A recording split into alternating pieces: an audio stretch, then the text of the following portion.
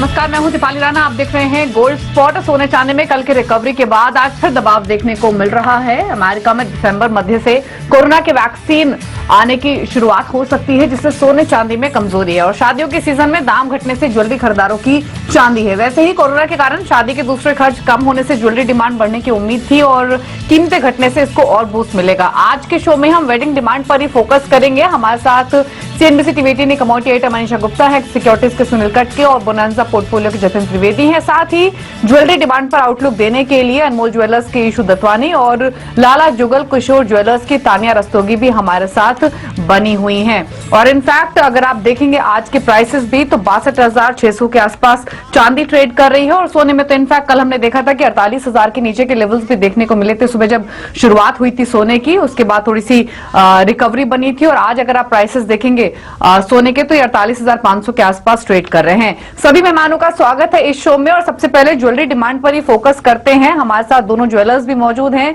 तान्या जी नमस्कार। इनफैक्ट आपसे पहले भी बातचीत हुई है जब आपने बताया था कि जो बुकिंग्स आ रही हैं वो काफी स्ट्रांग रही हैं और तब तो भाव इनफैक्ट 50,000 के ऊपर था। अब ये भाव 49,000 के भी नीचे ट्रेड कर रहा है। वेडिंग सीजन की शुरुआत हो चुकी है, तो जो इनिशियल इंडिकेशंस मिल रहे हैं वेडिंग डिमांड को लेकर वो क्या मिल रहे हैं और ये पूरा सीजन कैसा रह सकता है, अभी के ट्रेंड्स देखते हुए क्या स्थिति बन रही है? अगर अभी के ट्रेंड्स हम लोग देखें, जैसे जैसे जो ये रेट्स हमारा गिरा है, जो करेक्शन हमें मिला है, ये एक्सपेक्टेड था after the US election and specially now that the vaccine is के बारे में इतना श्योरिटी आ रहा है, तो ये एक्सपेक्टेड था। ये करेक्शन वाज वेटेड अपॉन, लेकिन ये बहुत अच्छे टाइम पे आया है। जैसे ही दिवाली के बाद जो हम लोग एक यूजुअली थोड़ा सा डिप देखते हैं, वो हमारा को इस बार नहीं देखने को मिल रहा है। इस बार हमारा वेडिंग का डिमांड बहुत अच्छा चल, anyways this time more weddings around this time. जो हमारा सारा पोस्टपोन हुआ है पहले का वेडिंग, वो सब इस टाइम उसको बॉयंसी लाया हुआ है मार्केट में। तो हम लोग जो दिवाली के बाद के कुछ दिन इधर हमने देखे एक्सीलेंट चल रहे हैं बिकॉज ऑफ द करेक्शन। जो भी कस्टमर वॉचफुल था, जिसको अगले साल भी शादी करनी है, वो भी कस्टमर वॉचफुल था कि गोल्ड रेट के को देखते हुए कि जिस टाइम अच्छा होगा उस टाइम पे खरीदे। एंड ये परफेक्ट टाइम है, बहुत अच्छा करेक्शन है। मे बी वी टेक 1,000 या 1,500 और इससे गिरेगा, उसके बाद नीचे और नहीं गिरना एक्सपेक्टेड हो सकता।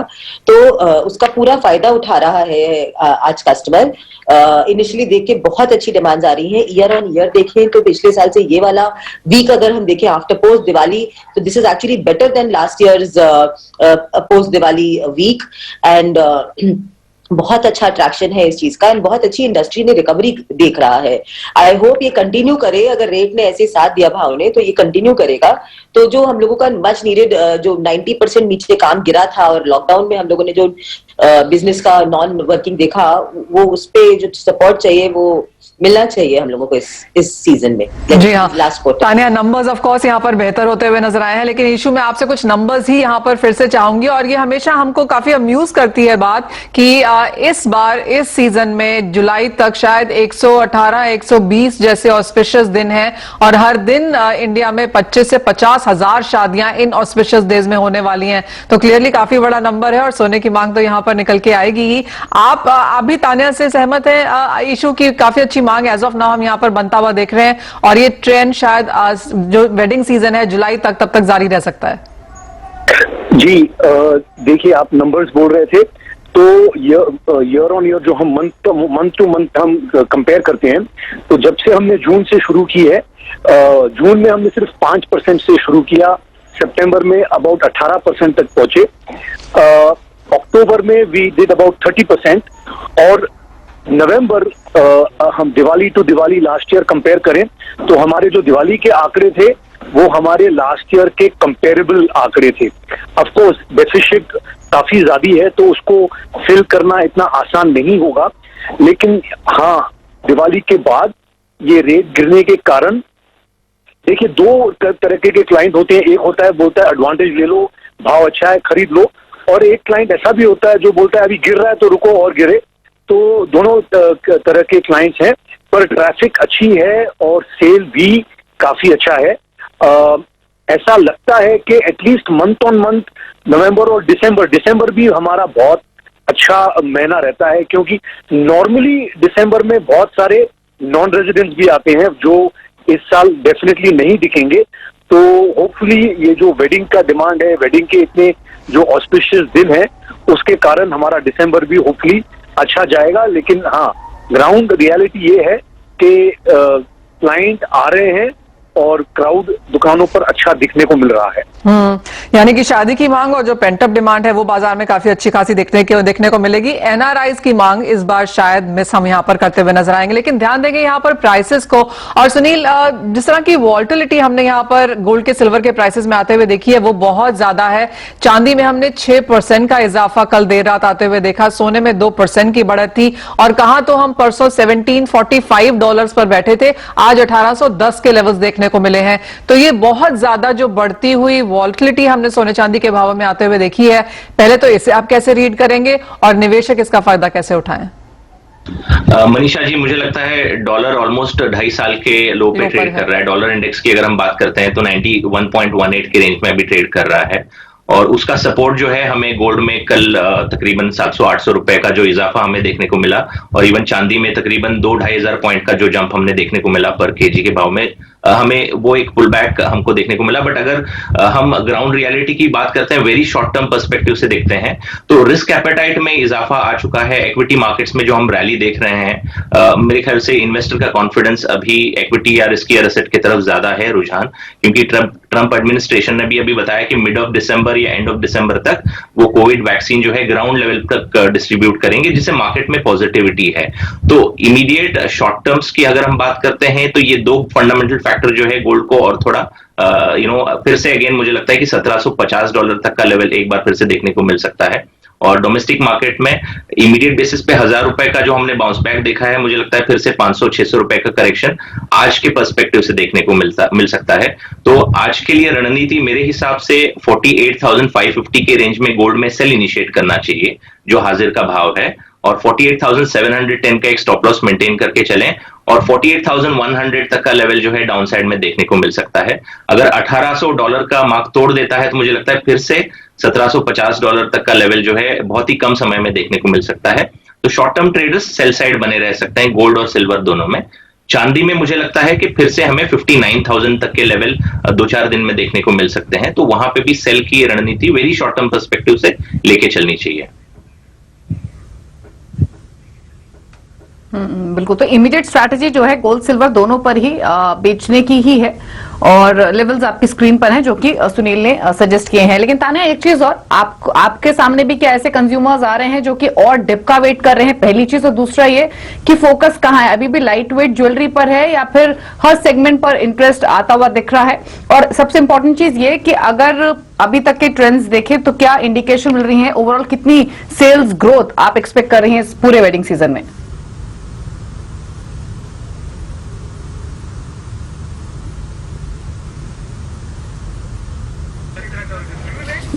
चलिए, तान्या की से कनेक्शन हमारा टूट गया, उनसे वापस बातचीत करेंगे। यीशु, आपसे सेम सवाल होगा, अभी तक के ट्रेंड्स देखते हुए ओवरऑल कितनी सेल्स ग्रोथ आप एक्सपेक्ट कर रहे हैं इस पूरे वेडिंग सीजन में? देखिए, बड़ी बात यह है कि हमारे यहाँ big ticket items, even Diwali में हम बहुत ही थोड़े सरप्राइज थे। इस बार हमारे दिवाली का फिनोमिना ये था कि जो फुटफॉल्स हम काउंट करते हैं, दिन के फुटफॉल्स होते हैं, वो धनतेरस के दिन खास करके 1/3 से भी कमती फुटफॉल्स थे, लेकिन कन्वर्जन पूरा 100% था। और टिकट साइज जो नॉर्मल होती है उससे ज्यादा बड़ी थी टिकट साइज। बुलियन की सेल हमारी कमती हुई, और ओवरऑल जो नंबर हमारा धनतेरस टू धनतेरस हम कंपेयर हर साल करते हैं, तो वो नंबर हमारा पिछले साल के धनतेरस से 19-20 बेटर ही था। और उसके बाद आगे बढ़ते हुए शादी का जो सीजन हम देख रहे हैं, हमारे यहाँ बिग टिकट आइटम्स बिक रहे हैं। गोल्ड की सेल तो अच्छी है ही, डायमंड ज्वेलरी की भी सेल अच्छी है। तो ये ट्रेंड देखते हुए मुझे लगता है कि हो सकता है 10 से 15% बढ़त देखने को मिले हमको वेडिंग सीजन के कारण, in spite of discounting the non resident not being there. तो थोड़ा ऑप्टिमिस्टिक है, लेकिन ये हमारी उम्मीद है। एब्सोल्युटली, जिस तरह से अक्टूबर और नवंबर के महीने यहां पर गए हैं, स्पेशली नवंबर, क्लियरली दिसंबर में यहां पर और ज्यादा होप्स तो बनती ही हैं। ईशा और तानिया बहुत शुक्रिया, ईशू और तानिया बहुत शुक्रिया हमारे साथ जुड़ने के लिए और वो ग्राउंड रियलिटी हमारे सामने रखने के लिए कि मांग यहां पर लगातार जारी है और जिस तरह से भाव गिरे हैं उसका फायदा भी यहां पर काफी हद तक खरीदार देखते हुए नजर आए हैं। लेकिन अब बात यहां पर मेटल्स की करेंगे, क्योंकि यहां पर एक तरफा बढ़त हमने कॉपर और एल्यूमिनियम के भावों में आते हुए देखी है। जतिन, आप कैसे देखते हैं पूरे बेस मेटल सेक्टर को? और जहां तक डॉलर की बात है जो 2.5 साल के लोज पर है, उसका भी काफी हद तक फायदा हमने यहां पर मेटल्स को उठाते हुए देखा है। Very good morning Manisha ji. Yes, metal में आकर हमने देखा है कि काफी हद तक एक आउट परफॉर्मेंस रहा है पिछले 2-3 महीनों में। अगर हम देख लें तो सभी सेक्टर्स कमोडिटीज के अंदर जो है वो बेस मेटल ने आउट परफॉर्मेंस दिखाया है, इंक्लूडिंग कॉपर, जिंक, निकल प्राइसेस। अब यहाँ पर जो स्ट्रेटेजी है, कहीं ना कहीं थोड़ी बहुत एग्जॉशन लेवल्स जो है थोड़ी बहुत रह सकते हैं। अगर पोजिशनली किसी को व्यू लेना है तो यस, कॉपर के अंदर थोड़ा बहुत इंट्रैक्शन दिख रहा है। 600-605 का जो एक जोन है, बहुत स्ट्रॉन्ग रेजिस्टेंस जोन दिख रहा हुआ है। एक्सटेंशन लेवल जो है वहां पर बन रहा है मेरा। तो मेरी एडवाइस यही रहेगी कि 595, 594 के आसपास के लेवल्स मिलते हैं तब वहां पर सेल साइड की अपॉर्चुनिटीज बनेगी। नीचे में 570, 575 के लेवल्स जो है उसके लिए वेट कीजिए अगर किसी को लॉन्ग पोजीशन लेनी है तो। जल्दबाजी मत कीजिए, थोड़ा बहुत करेक्शन जो है वो ड्यू है, प्रॉफिट बुकिंग कह सकते हैं इसको। तो 570, 575 के लेवल्स मिलते हैं, उसके बाद री एंट्री लीजिए कॉपर प्राइसेस के अंदर। एल्यूमिनियम और लीड के प्राइसेस के अंदर थोड़ा कॉन्ट्रा व्यू है, कंटिन्यूएशन जो है वो दिख रहा है उसके अंदर। तो जब तक 158 के लेवल्स होल्ड कर रहे हैं लीड के अंदर तब तक होल्ड कीजिए, और एल्यूमिनियम के अंदर जब तक 164 के लेवल्स बरकरार हैं तब तक उसको भी होल्ड कीजिए। अगर लॉन्ग पोजीशंस हैं तो फ्रेश पोजीशंस भी बना सकते हैं। 170, 171 टारगेट फॉर एल्यूमिनियम and 165 और target for lead prices going ahead. In fact copper पर एक आउटलुक सुनील का भी ले लेते हैं। कॉपर इनफैक्ट कल की हमारी हॉट कमोडिटी भी थी और शानदार मूव हमने कल के सेशन में बनते हुए देखा भी। 587 के आसपास ट्रेड हो रही है।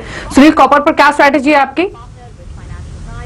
ऑलरेडी 7 साल के हाईएस्ट पे ट्रेड कर रही है और इवन इंडस्ट्री आउटलुक यही है कि इस साल ओवरऑल डिमांड को मीट नहीं कर पाएंगे। इनफैक्ट हम डेफिसिट में रहेंगे, तकरीबन 50,000 टन का डेफिसिट रहेगा, जो कि फोरकास्ट था कि 2,80,000 टन तक का सरप्लस रहेगा। बट इसमें चाइना की तरफ से एक रिफाइंड कॉपर की अच्छी खासी डिमांड देखने को मिल रही है, जिसकी वजह से प्राइसेस को सपोर्ट मिल रहा है। तो इंट्राडे पर्सपेक्टिव से मुझे लगता है कि 585, 587 के रेंज में बाय इनिशिएट करना चाहिए। 582 का स्टॉप लॉस मेंटेन करके चलें। 590 से लेके 595 तक का टारगेट कर सकते हैं आज के लिए। बात अब यहाँ पर क्रूड ऑयल की भी करेंगे, क्योंकि यहाँ पर कुछ मुनाफा वसूली आज भी जारी है। करीबन 1.5% की गिरावट के साथ फिलहाल एशियन मार्केट्स में कारोबार है। जतिन, ऑफकोर्स यहाँ पर ओपेक की मीटिंग की तरफ पूरा ध्यान है जो कि कल है, लेकिन उसके पहले अगले 24 घंटे आपको किस तरह नजर आते हैं? मनीषा, जिस तरह से एपीआई के जो नंबर्स थे वहां पर रुझान है कि एक्सपेक्टेशन है कि प्रोडक्शन नंबर्स जो हायर रह सकते हैं, प्लस उसके साथ में जो फिलहाल जो ट्रेंड रहा था वो क्रूड ऑयल का काफी हद तक अच्छा रहा था। तो यहाँ पर थोड़ी बहुत मुनाफा वसूली भी देखने मिली है। 3400 के लेवल्स जो स्ट्रांगली एक रेजिस्टेंस प्ले करते हुए आ रहे हैं, लेकिन उसी के साथ में मैं देख रहा हूँ कि 3200 का जो लेवल है वो कहीं ना कहीं बेस प्ले है, सपोर्ट जोन है। तो अभी तक फिलहाल कोई उसके अंदर एक प्रॉपर बड़ा ट्रेंड नहीं है।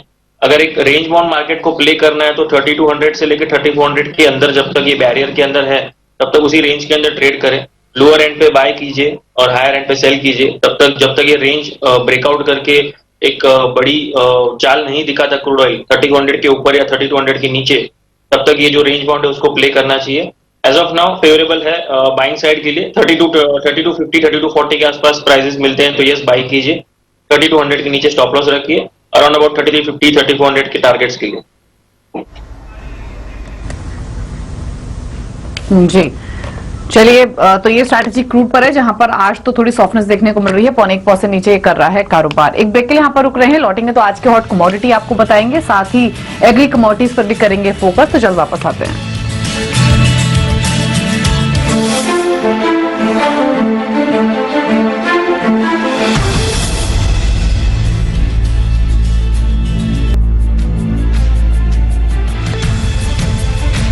आप देख रहे हैं कमोडिटी राउंडअप और यहां से सीधे रुक करेंगे आज की हॉट कमोडिटी का।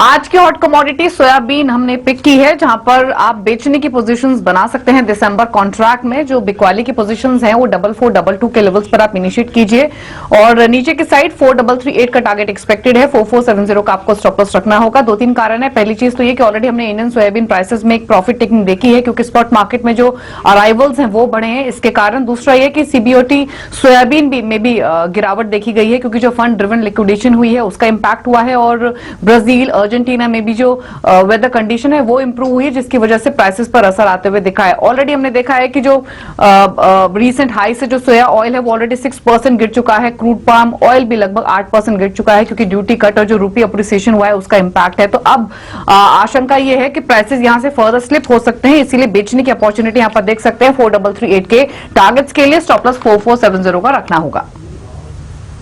यानी कि लगातार मंदी मुनाफा वसूली यहाँ पर जारी रह सकती है। आज भी आपकी स्क्रीन पर करीबन 1% की गिरावट के साथ फिलहाल यहाँ पर काम हो रहा है। सुनील, आप कैसे देखते हैं पूरे खाने के तेल पैक को? जैसे दीपाली बता रही थी कि अक्रॉस द सेक्टर अपने हाई से हमने यहाँ पर मुनाफा वसूली आते हुए देखी है, चाहे वो सोयाबीन हो, तेल हो, सीपीओ हो। मस्टर्ड ऑल टाइम हाइज बनाने के बाद भी यहाँ पर गिरा है। तो पूरे सेक्टर में क्या आगे भी मुनाफा वसूली की रणनीति है? जी, मुझे लगता है कि फेस्टिव डिमांड के खत्म होते ही प्राइसेस में जो नीजक रिएक्शन ऑन द डाउनसाइड देखने को मिलता है वही हमको देखने को मिल रहा है, और थोड़ा और भी प्राइस में गिरावट देखने को मिल सकता है। हालांकि मैं ये नहीं बोलूंगा कि बहुत ज्यादा नीचे का लेवल हम एक्सपेक्ट कर रहे हैं। मुझे लगता है कि ऑयल सीड्स में प्राइसेस अभी थोड़े बहुत बॉटम आउट हो सकते हैं। जैसे सोयाबीन में मुझे लगता है कि 4300 के लेवल पे एक अच्छा सपोर्ट फिर से देखने को मिल सकता है, क्योंकि अगर इंटरनेशनल प्राइसेस देखें वहां पे सपोर्ट है, क्योंकि यूएसडीए के हिसाब से इस बार का डिमांड जो है बेहतर है, और इवन डोमेस्टिक फ्रंट पे भी मुझे लगता है कि आने वाले समय में फिर से लोअर लेवल पे बाइंग देखने को मिल सकती है। और अगर हम एडिबल ऑयल सेगमेंट की बात करते हैं तो सीपीओ में और थोड़ा करेक्शन देखने को मिल सकता है। इंपोर्ट ड्यूटी कम होने के कारण मेरे ख्याल से कंजम्पशन बढ़ सकता है, बट इंपोर्ट भी बढ़ेंगे तो उसका प्रेशर जो है प्राइसेस पे देखने को मिल सकता है। तो मुझे लगता है कि और 30 से 40 रुपया सीपीओ में प्राइसेस में गिरावट देखने को मिल सकता है। On the other hand soya refined oil का इंपोर्ट घट सकता है, क्योंकि उसमें ड्यूटी कम नहीं हुई है, तो वहां पे थोड़ा सप्लाई और डिमांड टाइट रहेगा, तो प्राइसेस या तो स्टेबल या तो पॉजिटिव बायस में रह सकते हैं। अगर हम पल्सेस की बात करते हैं तो चना में भी मुझे लगता है कि एक on the reverse side profit booking on the upside देखने को मिल सकता है, क्योंकि 5500 के लेवल से हमने तकरीबन 4850 तक के लेवल अभी देखे हैं। तो चना में मुझे लगता है कि 60-70 रुपए का इंप्रूवमेंट आज के लिए देखने को मिल सकता है, तो 4870 के रेंज में बाई कर सकते हैं। 4840 का स्टॉप लॉस मेंटेन करके चलें और 4940 तक का टारगेट देख सकते हैं। आपको बता दें, वो जो आपकी न्यूज फ्लैशेस सामने है, पेट्रोलियम मंत्री धर्मेंद्र प्रधान का बयान आता हुआ नजर आ रहा है। एज ऑफ नाउ जो भारतीय डिपेंडेंस है क्रूड ऑयल इंपोर्ट्स पे वो 85% के आसपास है, और ऐसा माना जा रहा था जैसे जो बड़ी बड़ी कंपनीज हैं जैसे कि वुड मैकेंजी, उनका कहना था कि अगले 10 सालों में ये शायद बढ़ के 95% भी हो सकती है। लेकिन वो काफी इंपॉर्टेंट बयान आ रहा है पेट्रोलियम मंत्री की तरफ से, जहां वो कह रहे हैं कि आने वाले सालों में यहां पर जो निर्भरता है इंपोर्ट्स की तरफ वो कम करने का लक्ष्य है। 2022 तक का ऑयल इंपोर्ट निर्भरता घटाने का यहाँ पे लक्ष्य है। 10% तक निर्भरता घटाने का लक्ष्य वो यहां पर कर रहे हैं। तो यानी कि 70s में हम यहां पर इंपोर्ट्स पर डिपेंड करते हुए नजर आएंगे। As of now of course वहां पर डिटेल्स की जरूर इंतजार है कि किस तरह से ये मुमकिन हो पाएगा, क्योंकि अभी तक भी भारतीय आउटपुट जो है कच्चे तेल का वो बहुत ज्यादा नहीं है, और इंपोर्ट्स हम यहां पर काफी हद तक गल्फ कंट्रीज से, यूएस से भी करते हुए नजर आए हैं। ईरान, इराक और सऊदी अरेबिया हमारे ऑफ कोर्स सबसे बड़े यहां पर एक्सपोर्टर्स हैं। तो 10% तक का इंपोर्ट निर्भरता घटाने का लक्ष्य वहां पर मंत्री जी ने रखा है, और अगले 2 सालों में वो रखने की बात की जा रही है। लेकिन कैसे किया जाएगा उसके बारे में ऑफ कोर्स यहां पर डिटेल्स का इंतजार है। सुनील, आप कैसे देखते हैं इस बयान को, और क्या पॉसिबिलिटीज नजर आती हैं यहां पर? जी, मुझे लगता है कि अभी क्रूड ऑयल के प्राइसेस इंटरनेशनली सब $50 ट्रेड कर रहे हैं, और अपनी डिपेंडेंसी जैसे आपने बताया 85% तक की है। हम डोमेस्टिकली 15% तक का हम डिमांड मीट कर पाते हैं। बट अगर हम कॉस्ट ऑफ प्रोडक्शन देखते हैं तो domestic cost of production comparatively high है। अगर इंटरनेशनली हमें चीपर रेट में क्रूड ऑयल मिल रहा है, और इवन डॉलर भी अगर वीक होता है आने वाले समय में, तो हमें सस्ते रेट में क्रूड ऑयल मिल जाएगा डोमेस्टिक रेट्स को कंपेयर करते हैं। तो ये 85% से 95% होना एक तरीके से डिपेंडेंसी रहना स्ट्रेटेजिकली एक डिसएडवांटेज का बात होता है, क्योंकि वहां पे डेफिसिट क्रिएट होता है। तो ऑब्वियसली हमारा जीडीपी एक लेवल तक हैम्पर करेगा, डोमेस्टिक करेंसी उससे सफर करेगी। But on the other hand अगर चीपर लेवल पे इंटरनेशनली अवेलेबल है तो मुझे लगता है कि इकोनॉमिक सेंस में it makes sense to buy at a lesser price. तो from that perspective it is okay, but ideally this should not be to an extent of 95%, because अगर जियोपॉलिटिकली कुछ इश्यूज हो जाते हैं तो आने वाले समय में फिर उसका ओवरऑल इकोनॉमी के ऊपर एक बड़ा इम्पैक्ट आ सकता है. तो ये एक मिक्स्ड स्टेटमेंट के तौर पे मैं देखता हूं. सस्ते भाव में इंपोर्ट मिलेगा, बट डिपेंडेंसी ज्यादा होना भी एक तरीके से रिस्क ही है. जी, तो ये व्यूज हैं इस खबर पर. हालांकि अगर क्रूड की बात करें तो यहाँ पर अभी भी 3262 के आसपास तक के लेवल्स देखने को मिल रहे हैं, और जो स्ट्रैटेजी हमारे एक्सपर्ट्स की वो बेचने की ही है इन स्तरों से. चलिए, शुक्रिया जतिन और सुनील, आप दोनों का ही शो का हिस्सा बनने के लिए और सभी कमोडिटीज पर अपनी स्ट्रैटेजीज हमारे व्यूअर्स को बताने के लिए. तो इसी के साथ मुझे और मनीषा जी को दीजिए इजाजत. ब्रेक के उस पार आप देख सकते हैं फ्यूचर एक्सप्रेस. नमस्कार.